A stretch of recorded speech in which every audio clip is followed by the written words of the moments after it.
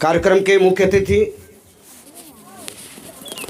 भाई कौशल किशोर जी, आदरणीय निवर्तमान चेयरमैन अरुण सिंह गप्पू जी, यहाँ के प्रधान जी रामनाथ रावत जी, अरुण पांडे जी, केशवराम गौतम जी, हरिहर वर्मा जी, प्रेम कश्यप जी वीयूडीपी की तरफ से आए हैं, और वो सभी साथी जो यहाँ पर मौजूद हैं। आप सबके सामने मीटिंगें तो हमेशा होती रहती हैं, दलों की मीटिंगें होती हैं, और बहुत कम समय आता है जब मुद्दों पर मीटिंगें होती हैं। अब ये मुद्दा मानवाधिकार का है, और मानवाधिकार है क्या, हम मनुष्य हैं कि नहीं, पहले हमको ये तय करना पड़ेगा। हम मनुष्य हैं कि नहीं हैं, पहले हमको ये तय करना पड़ेगा। और एक उदाहरण से तय करके बताइएगा कि हमारे अंदर मनुष्यता कितनी है। अभी एक कौवा जो है कहीं मार के टांग दिया जाए तो वहाँ कितने कौवे हल्ला मचाते हुए आसमान को अपनी चीखों से भर देते हैं, और एक आदमी को मार दिया जाए तो कितने आदमी सड़क पर आते हैं उसकी मदद के लिए। आप तय करिएगा कि आप जानवरों से ऊपर हैं या आप जानवरों से। तय करना पड़ेगा कि एक चींटी को अगर कहीं गुड़ का एक दाना दिख जाए तो वो अपने कबीले में जाती है, खबर हो जाती है, और चींटियों का तांता लाइन लगा के आता है चीनी और गुड़ खाने के लिए। और यहाँ तो हम मनुष्य होते हुए भी चाहते हैं कि जो चीनी आई है पूरी एक बोरी अपने घर में रख लें, जो खाद आई है पूरी ब्लैक कर दें, दूसरे को मिले चाहे ना मिले। तो ये देखना पड़ेगा कि हम मनुष्य हैं कि नहीं, तब फिर बात चलेगी मानवाधिकारों की। हमारे देश के अंदर गैर राजनीतिक बात है, गैर राजनीतिक मंच है। माननीय मंत्री जी, मैंने नाम लिया तो कुछ लोगों को सरप्राइज हो रहा होगा। हम नहीं जानते कि ये हमसे बड़े हैं या हम इनसे बड़े हैं, लेकिन हम दोनों भाई हैं और विगत 20 वर्ष से सामाजिक मुद्दों पर लगातार संघर्ष करते आ रहे हैं और मंच साझा करते चले आ रहे हैं। इसलिए ये देखना पड़ेगा कि आज के दिन अगर हम मनुष्य नहीं हो पाए तो हम हुए क्या, ये तो देखना पड़ेगा। हमको पहले वर्णों में बांटा गया, फिर हमको जाति में बांटा गया, हमको भाषा में बांटा गया, हमको रीजन में बांटा गया, और इतनी घटनाएं हुई हैं। माँ बहनें या गांव के लोग ना समझ पाए, जितने लोग जागरूक हैं, पॉलिटिक्स से जुड़े हैं, थोड़ा देखते हैं तो समझना पड़ेगा कि कौन सी सोच है जो कहती है कि मराठी मानुस और नहीं तो घुस। या तो मराठी मानुस कैसे हो जाता है महाराष्ट्र के अंदर कि जो मराठी बोलेगा वही यहां रहेगा, और जो यूपी बिहार वाले हैं उनको मार मार के भगाया जाएगा। सरकार किसी की भी रही हो, सरकार से मतलब नहीं है। मतलब यह है कि वहां पर उस भाषा को श्रेष्ठ माना गया। अभी उत्तराखंड का फैसला आ गया है कि साहब, पहले तो था कि कहीं कोई जमीन खरीद सकता था। कॉन्स्टिट्यूशन क्या कहता है, पूरे भारत में कहीं भी रहने, बसने और रोजगार करने का फंडामेंटल राइट लोगों को है बड़े जी। और अगर ये फैसला हो जाए कि अमुक राज्य में अमुक राज्य के रहने वाले लोग ही जमीन खरीद सकेंगे और दूसरे लोग नहीं खरीद सकेंगे, सरकार किसी की भी हो, पॉलिसी ब्यूरोक्रेसी तय करती है। और पॉलिसी पर, ब्यूरोक्रेसी पर नज़र समाज को रखना चाहिए। और जो जन सरोकार का विषय है, सरोकार की तरफ चलते हैं। पॉलिसी ब्यूरोक्रेसी तय करती है और ब्यूरोक्रेसी पर नज़र समाज को रखना चाहिए। और समाज जब नज़र रखेगा और अपने जनप्रतिनिधियों पे दबाव बनाएगा तो पॉलिसी वही बनेगी जो मानवाधिकारों की रक्षा वाली होगी, दूसरी पॉलिसी बन ही नहीं सकती। और जब हम सो जाएंगे, सब कुछ सरकार के भरोसे छोड़ देंगे कि सरकार ने तो कहा है कि गरीबों को आवास मिलेगा, कोई भी आदमी बिना छत के नहीं रहेगा, लेकिन ये कौन देखेगा?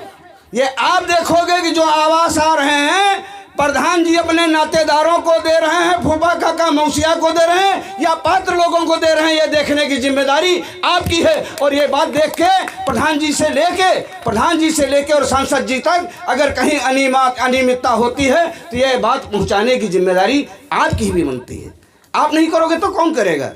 अगर आपके यहाँ राशन फ्री में आ रहा है और अपात्र आदमी राशन लेके बनाने खाने का काम नहीं कर रहा है, फ्री का राशन 4 राशन कार्ड, और इधर राशन मिला, उधर बनिया की दुकान पे बेचा, उधर दारू के ठेके पे पहुंच गया, तो ऐसे लोगों का राशन कार्ड निरस्त कराना चाहिए और इसके लिए पॉलिसी भी बननी चाहिए और इसके लिए जनता को जागरूक रहना पड़ेगा। जब जागरूक रहोगे तभी आप अपने समाज के प्रतिनिधियों से, अगर प्रधान जी हैं तो प्रधान जी से कहोगे, ब्लॉक प्रमुख है तो ब्लॉक प्रमुख से कहोगे, चेयरमैन है तो चेयरमैन से कहोगे, ये बात उठते उठते विधायक तक जाएगी, विधायक जी से कहोगे तो फिर मंत्री जी तक बात जाएगी और बात जरूरी हुई तो मुख्यमंत्री तक भी जाएगी। लेकिन आवाज आप ही को उठाना पड़ेगा, ये तय कर लीजिए।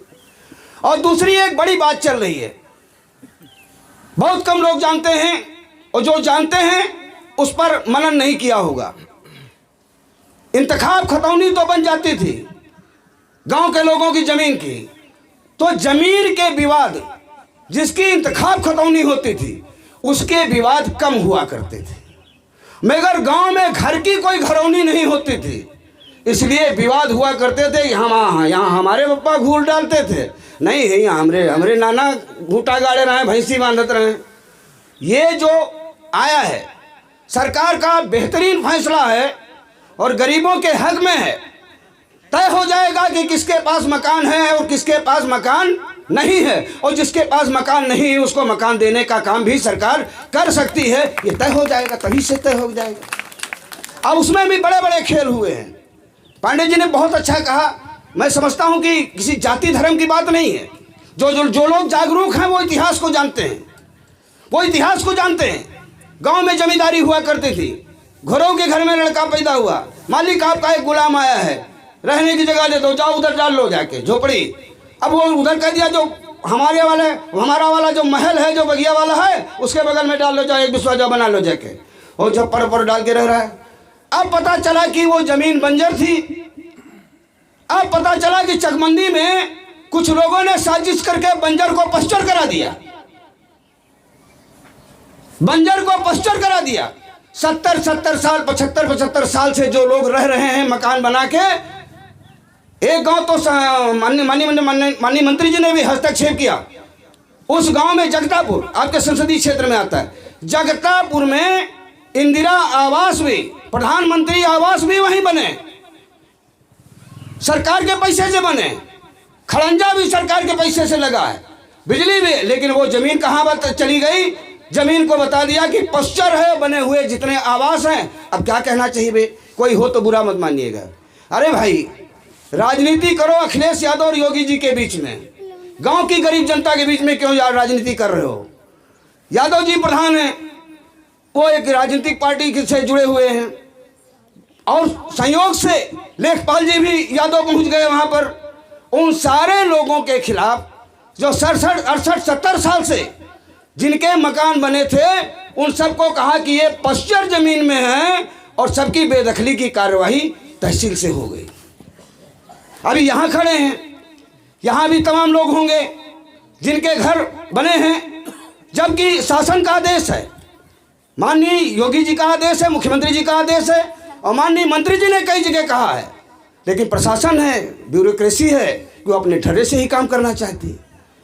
हर जगह सरकार का ही आदमी नहीं बैठा, ये भी ध्यान कर लीजिएगा। बहुत जगहों पर सरकार को बदनाम करने की सोच वाले लोग भी बैठे हैं, इसलिए ऐसा हो रहा है। और ऐसा कैसे हो जाता है कि लाल बिहारी का मकान है, इसको आप कह दो बंजर में, वो गिरेगा? कैसे गिरेगा? बंजर में नहीं रहेंगे। अब तो फिर वही बात आ जाएगी, नाम नहीं लेना चाहिए, नेता का धरती पर नहीं है।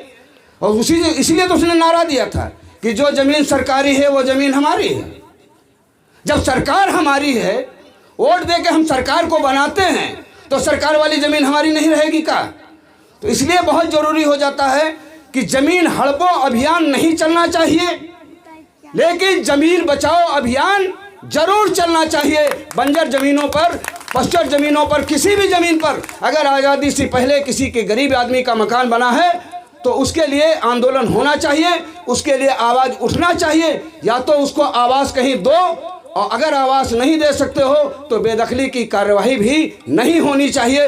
बेदखली की कार्रवाई उनके खिलाफ करो जिनके पास 5 बिस्वा का पहले से मकान बना हो और बंजर में उन्होंने होटल खोल रखा हो, सड़क के किनारे होटल खोल रखा हो, गरीबों की ज़मीन पर कब्जा कर रखा हो, सरकारी ज़मीन पर माल बना रखा हो। उनके खिलाफ बेदखली की कार्रवाई होनी चाहिए। उनके खिलाफ बेदखली की कार्रवाई नहीं होनी चाहिए जिनके बाबा पर बाबा 1 बिस्वा आधा बिस्वा ज़मीन में कभी छप्पर रखा था, फिर 3 सेट रखा, फिर धन्नी लकड़ी की पाट लिया, और माननीय प्रधानमंत्री जी की तरफ से, पूर्व की सरकारों की तरफ से कोई आवास मिला तो सरकारी ज़मीन पे आवास भी बना लिया। आवास देते समय आपने तय नहीं किया, आपका लेखपाल देखने नहीं आया कि ज़मीन में कहाँ आवास बन रहा है, कहाँ लैट्रिन बन रही।